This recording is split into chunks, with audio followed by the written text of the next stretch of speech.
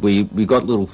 We're lucky in the form that we got little, breaks and stuff that you can sort of play, and it's just years of playing that you built up things, between you and an audience.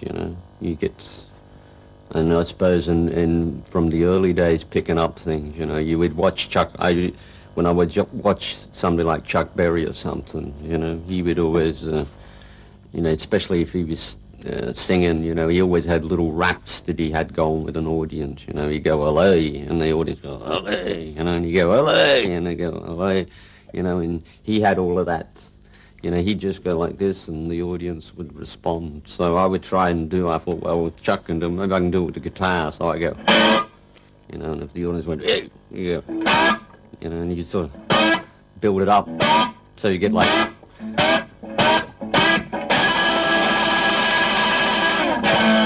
Well, Malcolm and myself, it was, we would, I got it mainly from watching him, and he was always sort of, and if you hear a track like one of the new ones, Stiff Upper Lip, you got to.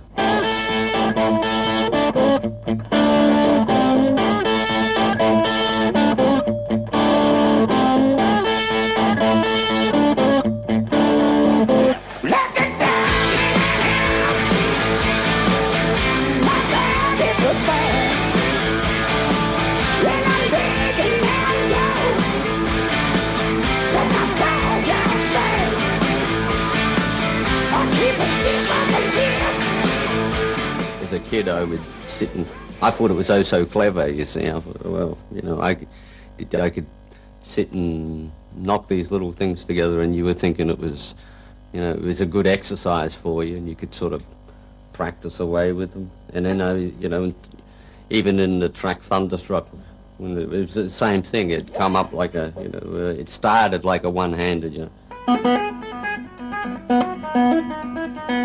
So it started that way, and then, you'd end up,